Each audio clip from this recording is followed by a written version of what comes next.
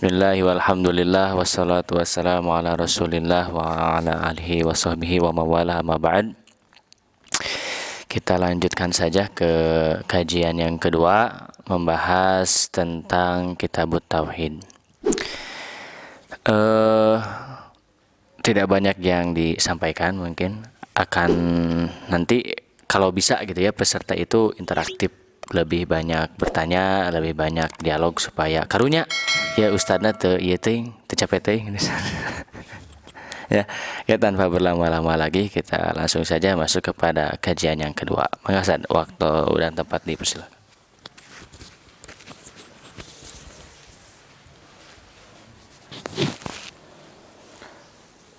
Innal hamdalillah nahmaduhu wa nasta'inuhu wa nastaghfiruh wa na'udzu billahi min syururi anfusina wa min sayyiati a'malina. May yahdihillahu fala mudhillalah wa may yudhlil fala hadiyalah. Asyhadu an la ilaha illallah wahdahu la syarikalah wa asyhadu anna Muhammadan abduhu wa rasuluh alladzi la nabiyya ba'da amma ba'd. Ya ikhwatu iman rahimani wa rahimakumullah.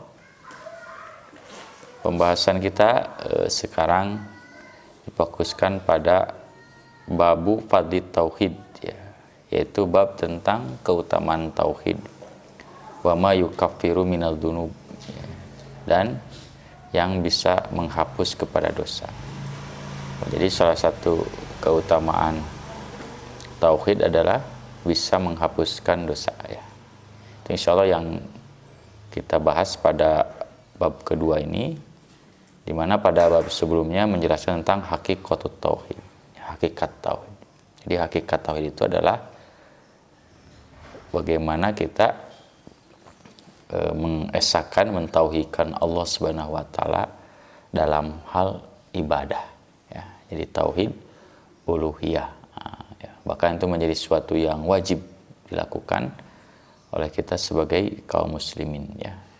Seperti yang disampaikan oleh Nabi, ya, ketika berdialog dengan sahabat Mu'ad bin Jabal, ya, ketika beliau bertanya kepada Mu'ad, ya, apa hakullah alal ibad, ya, hak Allah yang menjadi kewajiban hambanya, maka dijelaskan, ya, adalah an ta'buduhu, ya, jadi kalian beribadah kepadanya, wala tusyriku bihi syai'an, ya, tidak sedikit pun menyekutukan Allah Subhanahu wa taala.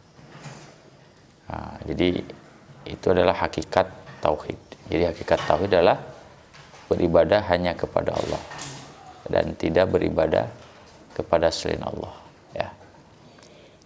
Nah, sekarang pembahasan kita akan difokuskan pada keutamaan. Nah, biasanya ya manusia atau secara umum, ya, secara khusus kita, ya, ketika hendak melakukan sebuah perbuatan, sebuah amal, kalau ada jelas manfaatnya, keutamaannya, keistimewaan, itu menambah poin tersendiri, ya, memberikan dorongan dan semangat yang luar biasa. Nah, demikian juga dalam pembahasan bab ini, ternyata banyak sekali keutamaan ketika kita mentauhidkan Allah Subhanahu wa taala, sebagaimana dalam pembahasan sekarang. Ya, seperti biasa sebelum kepada hadis Nabi SAW, maka lebih dahulu disampaikan ayat-ayat Allah. Nah, ayat Allah atau firman Allah yang menjelaskan tentang keutamaan kita bertauhid itu tercantum salah satunya di dalam surat Al-An'am ayat 82. Di mana Allah Subhanahu wa taala berfirman, A'udzubillahi minasyaitonirrajim. Alladzina amanu walam yalbisu imanahum bidzulmin ulaika lahumul amnu wa hum muhtadun. Alladzina amanu, yaitu orang-orang yang beriman, walam yalbisu, dan mereka tidak mencampur adukan imanahum, keimanan mereka, bidzulmin, dengan kezaliman, ulaika, lahum, maka bagi mereka akan mendapatkan al-amnu, keamanan, ya, pertama. Yang kedua, wahum muhtadun, dan juga mereka akan diberi petunjuk. Jadi secara zahir keutamaan dalam ayat ini bagi orang yang bertauhid adalah dua. Pertama, akan diberi keamanan, ya, nah, baik di dunia ataupun di akhirat. Yang kedua, akan diberi petunjuk, ya. Jadi dia menapaki jalan Allah, ya. Nah, sebelum kita menjelaskan, ya, secara umum kita terangkan dulu makna dulmun, ya, dalam ayat ini. Karena ikhwan fiddin, kalau kita menafsirkan ayat ini secara dohir saja apa adanya, yaitu, ya, maka ini agak berat sebenarnya kita merealisasikan ayat ini. Ya, seperti alladzina amanu, orang-orang yang beriman, walam yalbisu imanahum bidzulmin, dan mereka tidak mencampur adukan keimanan dengan kedoliman. Kedoliman itu, ya, kalau ditafsirkan secara umum berat, ya, kemaksiatan. Ada orang yang bisa, ya, melepaskan diri dari perbuatan maksiat, perbuatan dosa. Nah, ini berat. Makanya dulu para sahabat ketika turun ayat ini merasa keberatan kepada Nabi. Ya, karena nggak ada orang yang bisa selamat dari dolim. Nah, terutama maksiat kecil, dosa-dosa kecil. Sedangkan syarat untuk mendapatkan al-amnu, keamanan, dan al-huda, ya, petunjuk, adalah tidak ada kedoliman.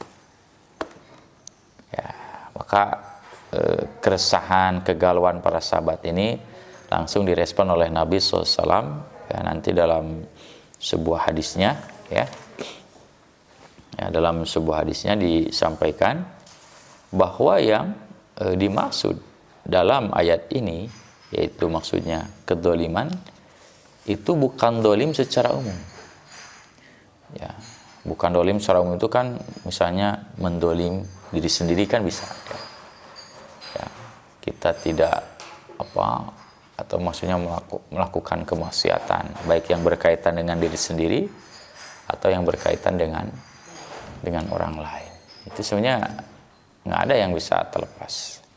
Tapi yang disebut dolim dalam ayat ini adalah maksudnya zulmun, ya. Jadi kedoliman yang besar, ya. Zulmun akbar, ya. Kedoliman yang besar, ya. Yaitu maksudnya asyirku. Nah, jadi kedoliman yang sangat besar artinya adalah syirik, ya. Artinya syirik. Maka Nabi menyampaikan dalilnya. Ya, apakah kamu tidak tahu, ya, firman Allah Subhanahu wa taala, inna syirka la zulmun azim. Nah, jadi zulmun azim. Sungguhnya syirik itu adalah kedzaliman yang sangat besar, sangat agung. Nah, jadi makna zulmun di sini itu bukan dolim secara umum, ya. Kalau dolim secara umum, waduh, berat. Nggak ada orang yang terlepas dari dosa, ya. Ayawai kedoliman namanya. Ya, dolim itu kan maksudnya maksiat. Karena orang yang bermaksiat itu mendolimi dirinya. Orang yang bermaksiat itu mengantarkan dirinya kepada adab Allah. Itu dolim. Ada nggak yang bisa terlepas? Nggak ada. Ya. Maka makna dalam ayat ini adalah zulmun azim. Kata Rasulullah itu adalah kedoliman yang besar, ya. Kedoliman yang sangat sangat besar. Ini berdasarkan firman Allah Subhanahu wa taala dalam surat Luqman, ya. Ya, inna syirka la zulmun azim. Nah, jadi ini lengkapnya dalam sebuah riwayat Bukhari, ya. Riwayat Bukhari Muslim. Para sahabat ketika turun ayat ini syaqqat ala sahabah, merasa berat. Sampai mereka berkata, ya Rasulullah, ayyuna lam yadlim nafsahu. Siapakah di antara kami yang terbebas, terlepas, ya, dari mendolim dirinya? Nggak akan ada. Nggak akan ada. Maka kata Nabi, innahu laisa billadzi ta'nun. Sesungguhnya yang dimaksud dolim itu bukan yang seperti yang kalian jelaskan. Jadi bukan dolim secara umum. Tapi kata beliau, innahu syirku. Sesungguhnya dolim di sini mananya adalah syirik. Alam tasma'u ila qaulil abdis sholih. Tidakkah kalian mendengar kepada perkataan hamba soleh, yaitu Luqman. Ya, Luqman itu adalah hamba, ya, bukan nabi, ya, orang soleh. Ya bunayya la tusyrik billah. Wahai anakku, janganlah engkau syirik kepada Allah. Inna syirka la zulmun azim. Sesungguhnya syirik itu adalah kezaliman yang sangat luar biasa. Nah, jadi jelas kan? Sangat jelas bagi kita ya kenapa ayat ini disimpan pada pembahasan tauhid. Bahkan dijadikan sebagai keutamaan bertauhid. Nah, ternyata ya kalimat dolim dalam ayat ini maksudnya syirik. Ya, jadi syirik itu adalah sebalik dari tauhid. Jadi artinya orang mukmin yang beriman kepada Allah dan mentauhidkan, hanya tidak mencampur adukan iman dengan kesyirikan, berarti bertauhid, maka dua keutamanya. Pertama adalah keamanan, kedua adalah hidayah. Ikhwan fiddin rahimani wa rahimakumullah. Namun sebelum ke arah sana, kita jelaskan dulu pembagian dolim. Ya. Dolim itu kan menganiaya diri sendiri.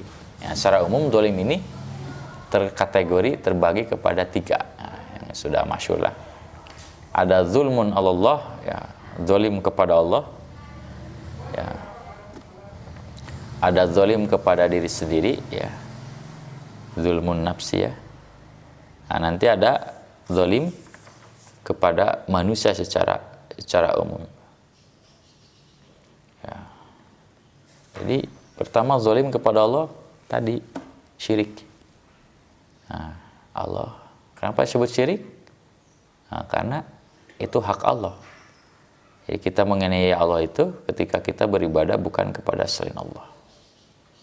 Ya, karena dolim itu kan mananya menempatkan sesuatu bukan pada tempatnya. Itu dolim. Sebalik dari adil. Kalau adil menempatkan sesuatu pada tempatnya, kalau dolim menempatkan sesuatu di luar tempatnya. Yang harusnya kan kita beribadah kepada Allah. Kok beribadahnya diarahkan kepada makhluknya, kepada yang lain. Ya, itu dolim. Demikian juga mendolim diri sendiri. Ya, mendolim diri sendiri itu maksudnya adalah kita melakukan dosa, melakukan sebuah kemaksiatan. Semua yang diperintah oleh Allah ditinggalkan, semua yang dilarang oleh Allah dikerjakan. Nah, itu dampaknya apa? Kecelakaan, kesengsaraan buat kita. Maka ketika kita berbuat maksiat, ya, itu kerugiannya buat kita, bukan buat Allah. Ya, maka itu disebut dolim kepada dirinya sendiri.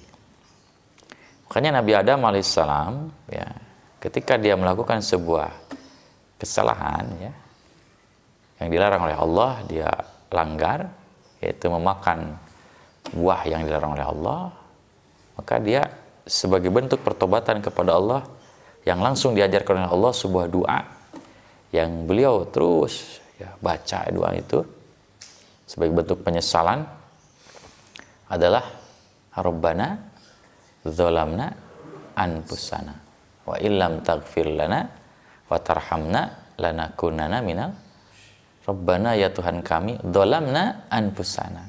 Kami semua telah mendolim diri kami sendiri. Nah, jadi ini mendolim diri kami. Ya, karena memang Nabi Adam dan Siti Hawa setelah dia melanggar perintah Allah, yaitu memakan buah yang dilarang Allah, pertama langsung itu pakaiannya melorot, aibnya, auratnya terlihat.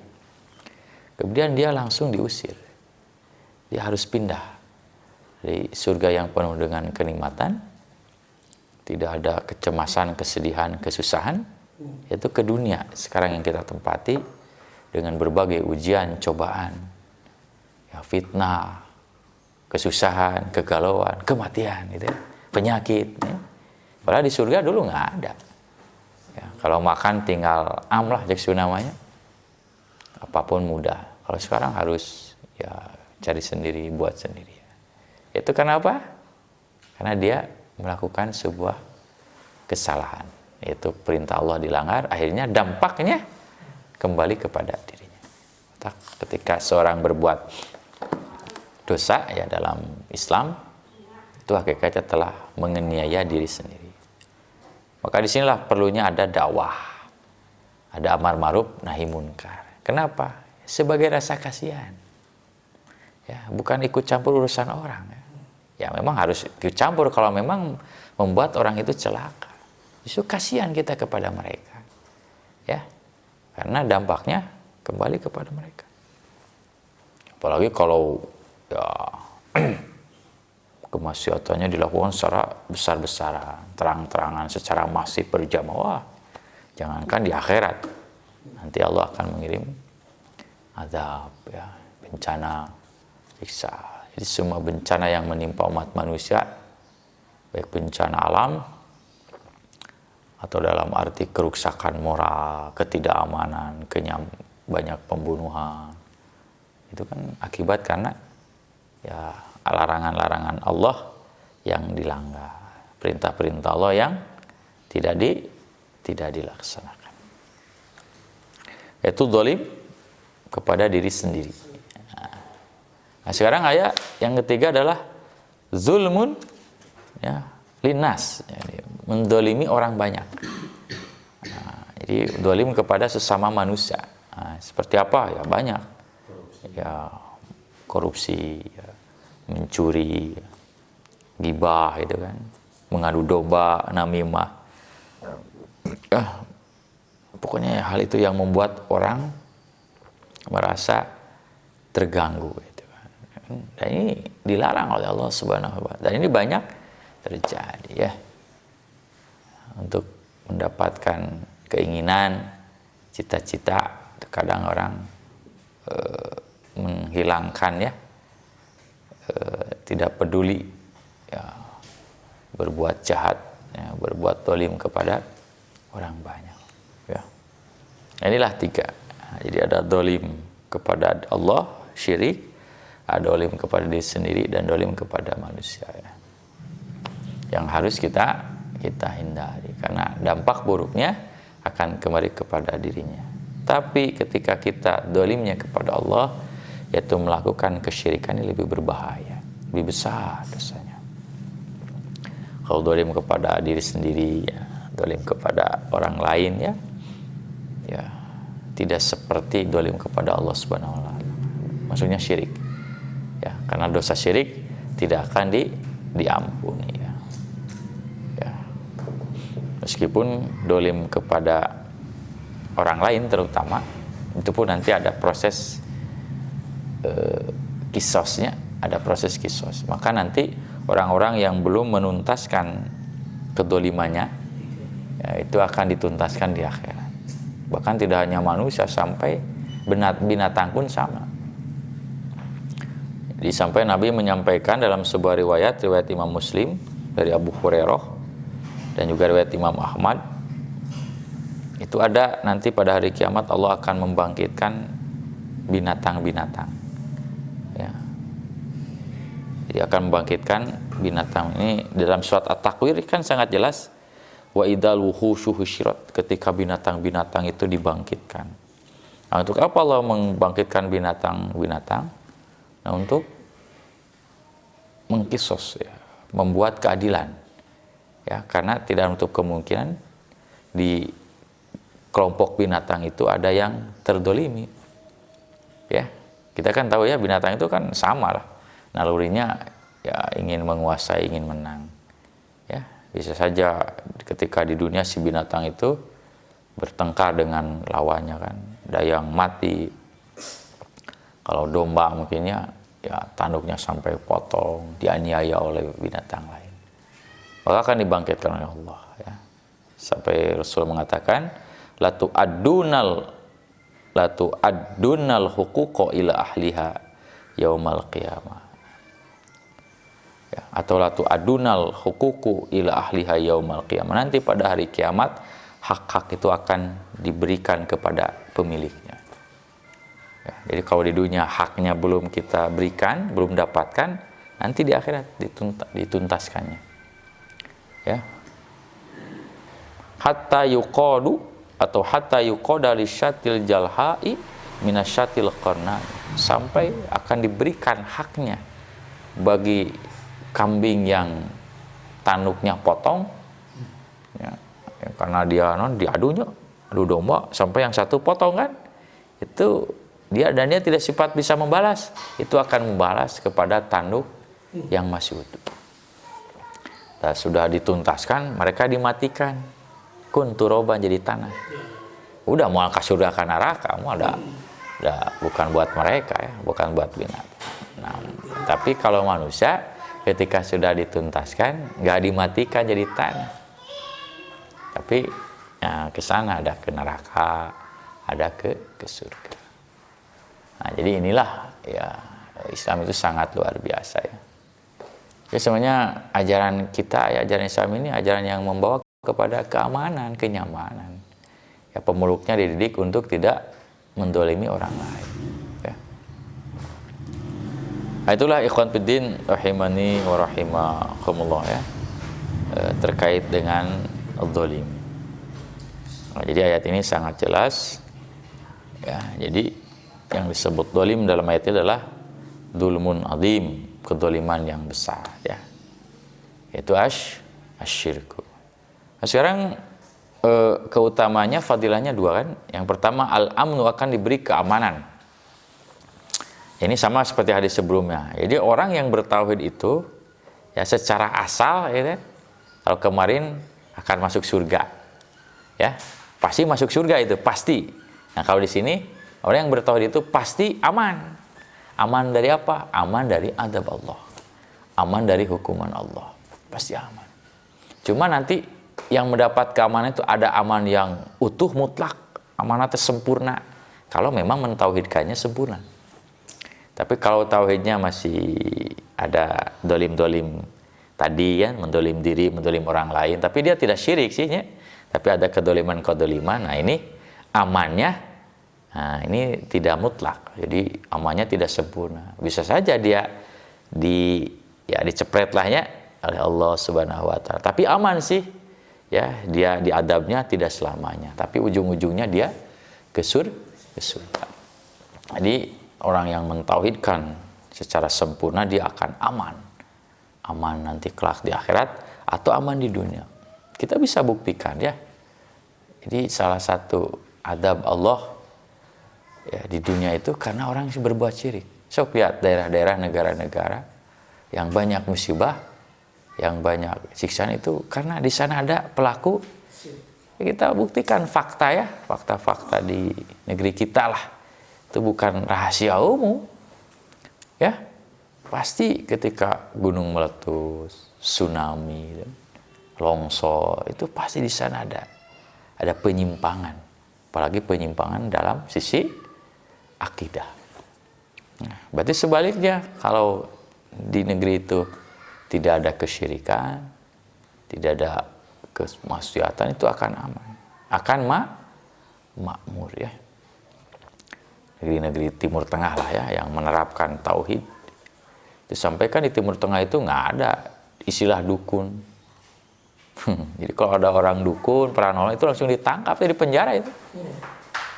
Ya, bahkan film-film yang berbau mistik pun nggak ada di sana. Dulu kan yang viral itu film Harry Potter ya. Apa Harry Potter? Anu eta teh filmnya belajar ilmu sihir kan. Itu kalau ke Timur Tengah nggak masuk, nggak boleh. Nggak boleh. Dilarang buku-bukunya, film-filmnya. Maka relatif di Timur Tengah itu nggak ada. Nggak ada ya, beda-beda dengan kita lah ya. Kalau di kita kan ada. Kalau sakit ini tuh datang ke itu. Ya, kalau ingin kaya ke sana kan itu ya. Sampai ada komunitasnya segala, para dukun, paranormal ya. Makanya di kita ya film-film banyak yang mistik ya. Makanya ya apa ya, bencana gitu ya, ketidakamanan itu masih menghantui negeri ini ya. Negeri ini, kemakmuran belum merata, kesejahteraan ya. Narkoba jadi PR besar ya. Prostitusi sekarang. Wah, sekarang ekonomi kayaknya sampai sekarang. Minyak goreng masih jadi masalah. Masih ya. Tapi kalau di Timur Tengah kan ya seolah-olah asa aman-aman saja ya. Damai-damai. Jarang terkena bencana lah, bencana alam itu kan. Ya, jarang kalau memang ada pasti ada media kan menyorot, tapi kan jarang. Ya, ini mungkin evaluasi buat kita. Jadi bukan kita membanding-bandingkan, ya, evaluasi buat kita. Pasti ada kekurangan, kekeliruan. Tadi dalam hal bertauhid kepada Allah Subhanahu wa taala. Jadi betul, jadi aman ini tidak hanya di akhirat, di dunia pun aman. Nyaman, sejahtera, makmur kan? Makmur gitu ya. Apalagi nanti kelak di syaratnya tadi. Ya kalau diterapkan kepada individu sama. Jadi kalau kita ingin aman, keluarga aman gitu. Ya masyarakat aman, terapkan aja nilai-nilai tauhid ya. Ulaika lahumul amin. Nah, yang kedua, wahum muhtadun, dan mereka akan mendapatkan hidayah. Dihidayah ya, dibimbing oleh Allah Subhanahu wa taala. Ya, hidupnya tidak akan terbawa suasana. Adik kita mudah orang tertipu ya. Setiap kali ada ajaran sesat menyimpang, ayah pengikut nanti bilang. Saya ngeri gitu ya di negeri kita itu ya. Ayah saja ajaran yang kadang tidak dimengerti oleh akal sehat gitu ya. Ajaran yang mewajibkan zamannya kadang harus mandi gitu. Di malam hari itu. Laki-laki dan perempuan harus bersatu itu kan. Bahkan boleh melakukan hubungan seperti suami istri kan itu jangankan diteliti oleh agama kan, secara akal pun gimana kan ya. Ada yang mengaku nabi dari profesinya tukang cukur gitu. Tapi ada saja ya yang percaya ya. Ada yang mampu menggandakan uang kan itunya. Ayam percaya. Jadi luar biasa di kita ya. Persoalan itu tidak tuntas ya karena tadi barangkali nilai-nilai tauhidnya belum lengkap, bahkan terkadang dibela. Sesaji kan di Gunung Semeru yang kemarin viral itu kan dianggapnya dibela kan itu bukan kesyirikan. Jadi itu adalah justru orang yang berusaha untuk menghilangkannya terkena hukuman. Dianggapnya menentang ya budaya lokal, kearifan lokal. Masya Allah. Jadi inilah barangkali ikhwan fiddin rahimani wa rahimakumullah. Nah dulu ya Timur Tengah pun sama ya seperti kita. Jadi banyak yang melakukan berbagai ritual-ritual kesyirikan. Mereka datang ke kuburan-kuburan, mereka bermalam di sana meminta, bahkan ada yang menangis-nangis ya. Sama seperti kita. Tapi setelah dakwah tauhid berkembang, berdakwah ya, kemudian menjadi kuat dan dilarang semua orang melakukan ibadah di kuburan berusaha diratakan, tidak boleh ada bangunan-bangunan. So kalau kita ke Timur Tengah jarang bangunan-bangunan ya. Semua kuburan sama, bahkan raja pun sarua di kuburan. Ya, di urang onaman kan ya kuburan tertentunya, kuburan para tokoh ya. Kuburan para pahlawan itu kan ada tempat. Kalau di sana nggak sama, mau raja, mau rakyat, mau pejabat itu sama ya, sama kuburannya tanpa ada bangunan, tanpa ditembok ya, bahkan kadang tanpa ada penulisan nama. Nah tadi tujuannya untuk menjaga nilai-nilai tauhid, karena memang terasa kan ketika ini tidak dipelihara, terasa sekali ya, dia bisa hilang. Itu hadis yang pertama, ayatul Quran. Sekarang satu lagi keutamaannya lewat hadis Nabi SAW. Jadi orang yang bertauhid itu dua ya dalam ayat ini. Pertama akan aman, yang kedua dia mendapat hidayah. Ya, hidupnya itu cerah gitu ya. Jadi tidak galau, tidak bingung ya. Berbeda dengan orang yang tidak mendapatkan hidayah, selalu bingung, selalu bimbang ini ya. Yang Islam itu hidayah. Nah, yang kedua ayat ini hadis Nabi SAW yang diriwayatkan oleh Imam Bukhari, Imam Muslim dan juga Imam Ahmad ya. Dari sahabat siapa? Ubadah bin Somit. Kata Ubadah bin Somit ya, qala Rasulullah SAW bersabda, man syahida alla ilaha illallah wahdahu la syarikalah. Barang siapa yang meyakini ya, atau menyaksikan ya atau menjadi saksi ya, tapi syahid ini meyakini ya dengan ilmu bahwa tidak ada Tuhan yang wajib disembah kecuali Allah yang satu, yang esa, la syarikalah, dan tidak ada sekutu baginya. Wa anna Muhammadan abduhu wa rasuluh, Muhammad adalah utus hambanya dan rasulnya. Wa anna Isa Abdullah wa rasul, Nabi Isa hamba Allah dan rasulnya. Karena Nabi Isa kan oleh orang Nasrani dianggap anak Allah, ya. Padahal Nabi Isa itu adalah hamba Allah dan rasulnya. Wa kalimatuhu, dan kalimat alqaha yang disampaikan kepadanya, ila Maryam, kepada Maryam, jadi kalimat yang disampaikan kepada Maryam. Wa ruhun min, dan dia adalah bagian darinya, ruh, ya. Ruh, ya. Ruh. Indonesia itu disebut ruh, ya. Ruh dari kalimat yang disampaikan, ya. Maksudnya nggak bisa, itu kan proses kelahirannya tidak melalui seperti manusia biasa, ya, tapi tanpa seorang ayah, yaitu ditiupkan ruh, ya, kepada Siti Maryam. Akhirnya Siti Maryam hamil dan melahirkan Nabi Isa. Wal jannatu haqqun, surga adalah benar, bukan bohong, ya. Benar kenikmatan bagi orang yang beriman.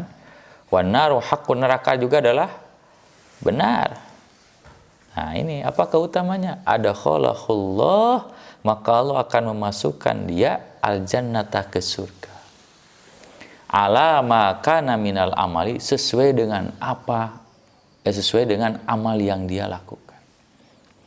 Ini ada dua tafsir, ala ma kana minal amali teh, ya. Penjelasan pertama sesuai dengan amal yang dia lakukan.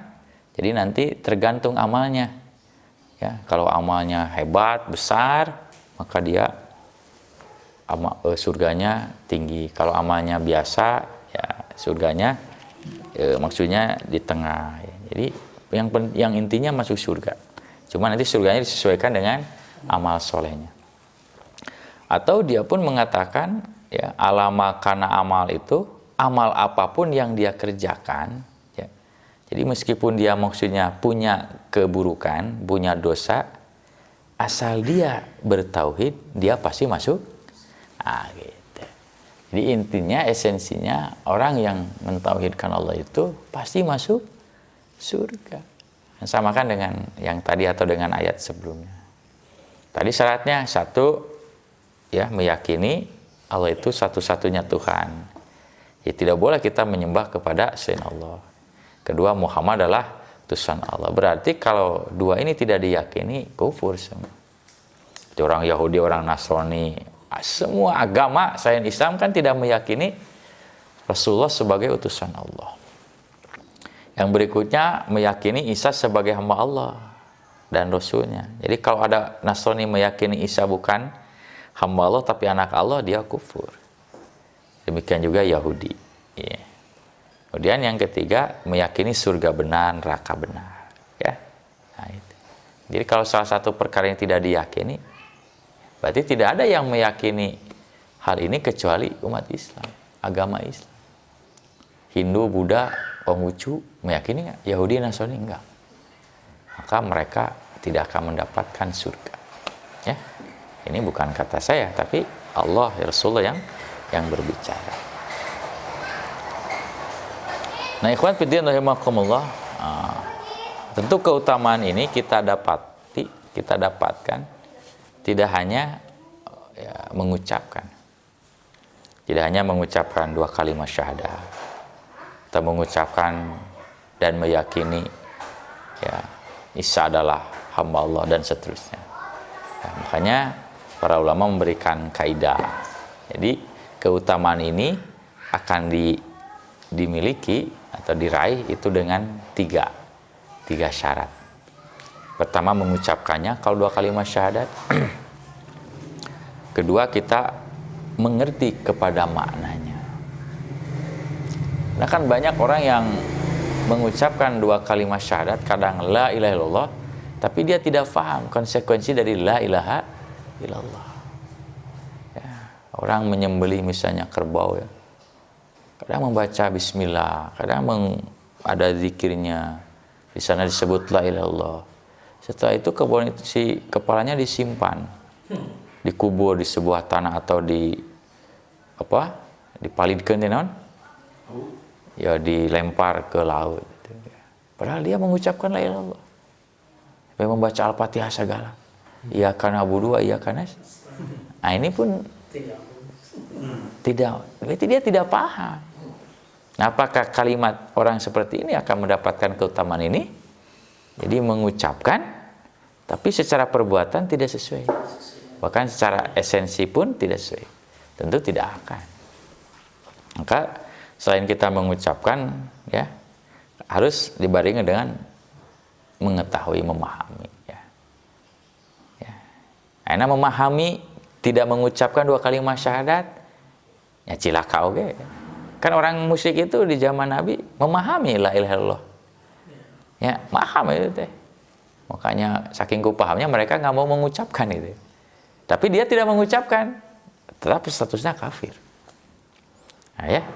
Jadi tetap syahadat itu harus diucapkan. Kalau dia asalnya kafir, ya. Kemudian setelah diucapkan kita disuruh untuk paham. Karena kalau paham nanti sikapnya akan benar. Nah, yang ketiga, al-amalu bimuqtadha, mengamalkan isi-isinya. Ya, jadi pengamalannya gimana? Ya tidak boleh. Kalau ada bencana atau ada kejadian apa, atau kita ingin melakukan acara apa gitu ya, ya jangan meminta, ya, atau jangan merasa takut kecuali hanya kepada Allah. Ya. Ada kan sebagiannya, ya kalau ada acara besar mau menikah, mau berniaga, itu kan suka pilih-pilih hari, pilih-pilih bulan, gitu kan. Bahkan suka ada ritual segalanya supaya selamat, gitu kan. Padahal kan nggak ada, ya. Makanya orang jahiliyah dulu suka melakukan tiaroh. Jadi kalau mau berangkat, ya mau pergi jauh, gitu kan, baik itu berniaga atau mencari jodoh, gitu kan, atau menikah, melamar, itu mereka suka membawa burung. Ya. Burung ini sebagai penentu, ya, sukses dan tidak. Kalau dia terbangnya ke kanan, wah ini berjalan dilanjut, wah berarti sukses. Kalau terbangnya ke arah kiri, wah ini tidak dilanjut, bakal ada bahaya, bakal ada bencana, mundur lagi. Nah, itu tiaroh. Nah seperti ini kan masih kita temukan.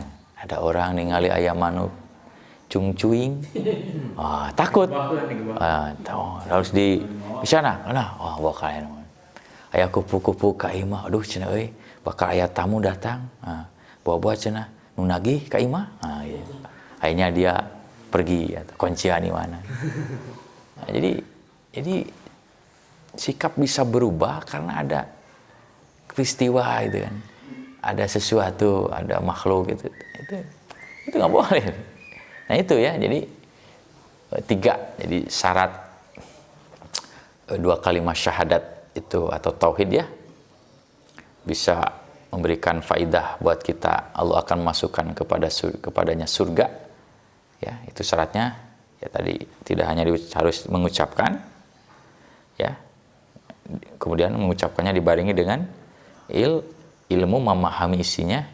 Kemudian yang ketiga adalah mengamalkannya. Ya. Karena kalau mengucapkan tidak dibarengi dengan keyakinan, ya munafik. Munafik kan mengucapkan, tapi tidak dibarengi dengan amal, tidak dibarengi dengan keyakinan. Maka tidak cukup ya mengucapkan la ilaha illallah. Betul ada hadis, barang siapa yang membaca la ilaha illallah dakhalal jannah, pasti masuk.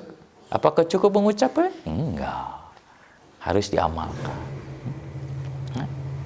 Mengucapkan mah sudah mudah ya. Mengucapkan itu sangat mudah, tapi ini artinya ya, maknanya, konsekuensi dari itu apa yang harus dipenuhi supaya benar antara ucapan dengan perbuatan itu seimbang. Nah inilah yang diinginkan ya oleh kita secara khusus, oleh semua umat manusia. Nah, sementara ini kan masih ditemukan ya antara ucapan dengan perbuatan itu, nah itu tidak seimbang, tidak balance ya, tapi bertolak belakang. Makanya kan sebagian ada yang ya menuduhlah ya Islam itu ya kurang baik, jeleknya gara-gara tadi gitu ya. Antara ucapan dengan perbuatan muslimnya tidak sesuai, tidak seimbang ya. Nah, itulah ikhwan fiddin rahimani wa rahimakumullah ya. Jadi keutamanya sangat luar biasa. Jadi intinya ya dalam pembahasan sekarang, orang yang bertauhid ya, satu berarti 3 keutamanya, dia akan diberikan keamanan. Aman di dunia, apalagi aman di akhirat. Aman di dunia lepas dari bencana Allah. Ya malapetaka, ya fitnah itu kan insya Allah aman. Aman di akhirat, ya tadi tidak akan kena azab Allah Subhanahu wa taala. Yang kedua, dia akan mendapatkan muhtadun. Diberi petunjuk ya. Petunjuk itu diberikan jalan. Kalau ada persoalan, selalu ada solusi ya, mendapat petunjuk ya. Jadi yang ketiga tadi melalui hadis Nabi alaihissalam, orang yang bertauhid itu adalah dipastikan dia masuk surga. Nah, itu ya. Cuma surganya nanti ada yang tingkat tinggi, level tinggi, ya sesuai dengan tauhidnya. Kalau sempurna, kalau dia terlepas dari dosa-dosa besar ya, kemudian selalu istighfar dengan dosa-dosa kecil. Tapi kalau ya tauhidnya ya belum sempurna, masih ada dosa-dosa, maka mungkin disesuaikan ya. Sesuaikan apakah dia diadab oleh Allah dosa-dosanya atau diampuni, itu tergantung kehendak Allah Subhanahu wa taala. Tapi yang jelas insya Allah akan masuk surga. Nah, jadi berdasarkan riwayat ini maka ya sudah seyogianya ya. Kita tidak boleh dengan mudah memvonis seseorang karena melakukan sebuah dosa, kesalahan, disebut kufur, keluar dari Islam. Nah, itulah barangkali ikhwan fiddin rahimakumullah yang bisa disampaikan ya terkait keutamaan tauhid ya. Ini sangat luar biasa ya itu ya. Mudah-mudahan memberi ya wawasan keilmuan, juga memberi motivasi ya, semangat buat diri kita agar kita senantiasa menjaga ketauhidannya. Karena tentu kebalikannya keutamaannya itu akan berpulang buat diri kita, baik sekarang kita hidup di dunia, apalagi nanti yang paling utama ketika kita berpulang ya ke negeri akhirat. Itu saja yang bisa disampaikan. Aqulu qouli hadza wastaghfirullah li wa lakum. Wassalamualaikum warahmatullahi wabarakatuh. Waalaikumsalam warahmatullahi wabarakatuh. Syukran Ustaz atas ilmu yang tadi disampaikan. Baik, ada pertanyaan terkait dengan kajian tadi? Ya, mengapa Pak Haji? Mengenai hal dolim itu kan siapapun itu dan apapun itu kedoliman itu baik kepada sesama manusia atau kepada binatang. Nah, sehari-hari kita kadang ada binatang yang memang nyamuk ya, semut, kecoa dan lain-lain yang memang boleh dikatakan mengganggu kita. Apakah itu termasuk dengan kedoliman yang disebut tadi? Terus yang kedua mengenai bab surga ya. Siapa orang bukan Islam ataupun yang tidak bertauhid kepada Allah itu tidak mendapatkan surga Allah. Tapi mereka di luar kita, terutama Nasrani selalu menyatakan surga Bapa. Apakah surga Bapa itu yang termasuk surga itu atau bagaimana gitu? Atau mungkin versinya dia seperti apa? Karena memang kalau di Nasrani tadi telah dijelaskan bahwa tidak ada surga buat Nasrani yang memang tidak mengakui dengan Isanya sebagai hamba Allah, tapi dia mengakui anak Allah. Tolong dijelaskan Ustaz. Barangkali nanti ini pemahaman yang kadang-kadang di masyarakat masih ya, salah paham gitu, salah pemahaman. Assalamualaikum warahmatullahi wabarakatuh. Ya, waalaikumsalam warahmatullahi. Ada 2 pertanyaan. Pertanyaan yang pertama adalah bagaimana kemudian kalau ada seseorang yang mendolimi hewan gitu kan, hewan nanti PK sebelan merugikan gitu kan, siga naon cucunguk gitu kan, berit, nyamuk dan lain sebagainya gitu. Apa kalau dipaehan gitu atau disiksa digebug kumaha tah. Ya siga beurit kan lamun tos disentek dah sok ditojosan ku besi pemitos lebet ka sentek teh.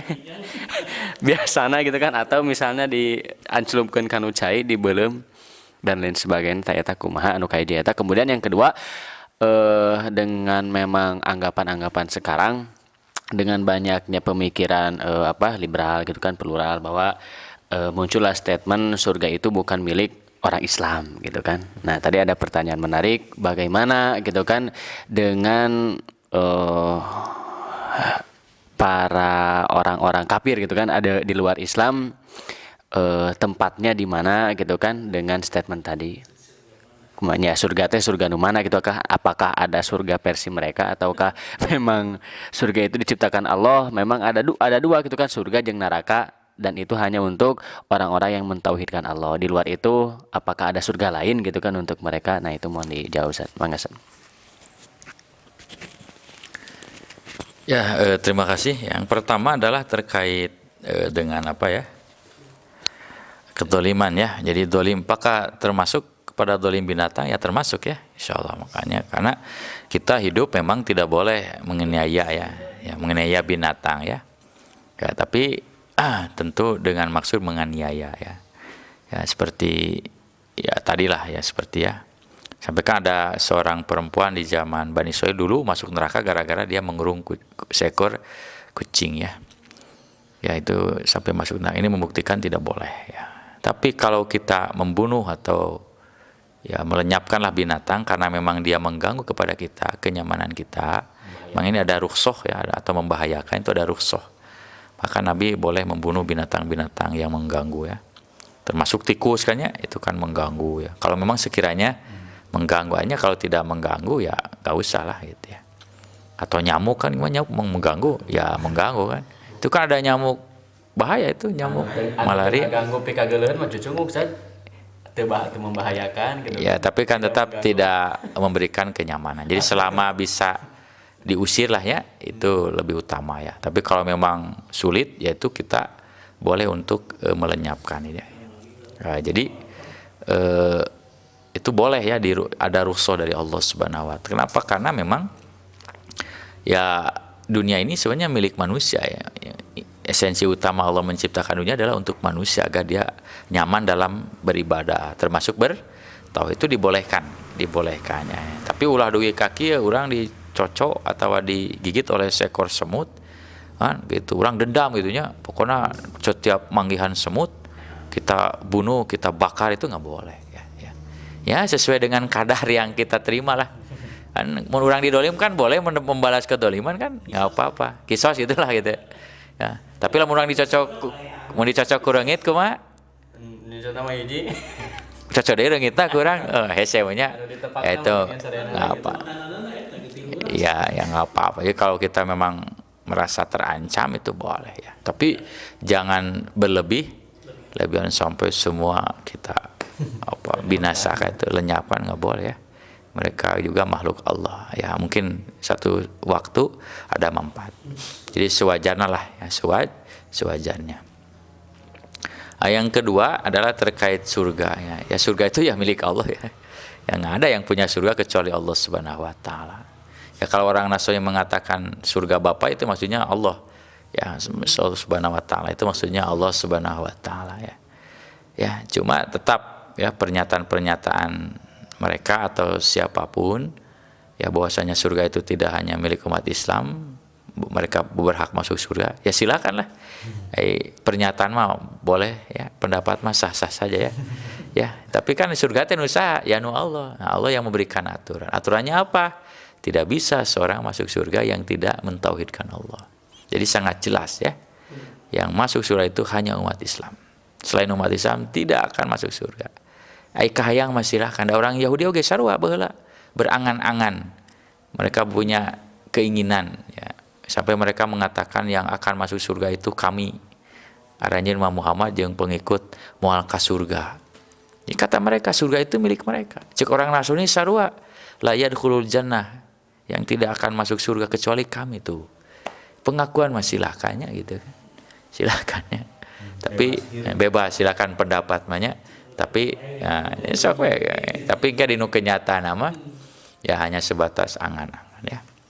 Bahkan Yahudi malah lebih berani ya. Ditakdirkeun cenah kami asup neraka ge pasti ya paling gak lila saminggu cenah gitu. Ya, itu kan ada kan ayatnya kan. Jadi kan ayaman makdudat ya. Jadi hari-hari yang ditentukan ya. Lantamas sanan naru ila ayaman makdudat. Jadi tidak akan masuk neraka kami kecuali beberapa hari gitu. Paling saminggu cenah tangke sesana dituluykeun ku anjeun. Maksudnya ka umat Islam. Duh. Ini saraos nanya. Ya tenang aja ya, kita jangan terlalu inilah ya.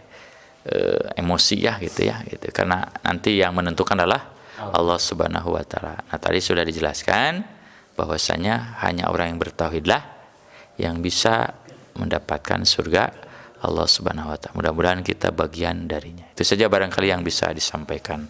Terima kasih atas segalanya. Qul qouli hadza wa astaghfirullah li wa lakum. Wassalamualaikum warahmatullahi wabarakatuh. Warahmatullahi wabarakatuh. Alhamdulillah semua jawaban sudah terjawab mungkin ya. Pesan tadi, kajian tadi adalah yang pertama yang saya rasakan atau ya kita hidup di negeri Wakanda gitu kan. Negeri orang zaman sekarang bilangnya negara plus 62. Kenapa memang kemudian tadi saya tidak maju-maju gitu kan, banyaknya kericuhan gitu kan, banyaknya bencana dan lain sebagainya. Itu kuncinya satu tadi, kurang mentauhidkan Allah. Sigana eta pami tauhid sadayana mah sigana gitu kan, jalmi-jalmi saroleh atuh pamimpin teh meureun kengeng nu soleh. Panginten betul ya, tadi kita sebagai bahan evaluasi, bahan renungan ya, kita tidak usah menyalahkan A, B, C, D ya. Ternyata hanya satu kuncinya, yaitu tadi kita kurang mentauhidkan Allah.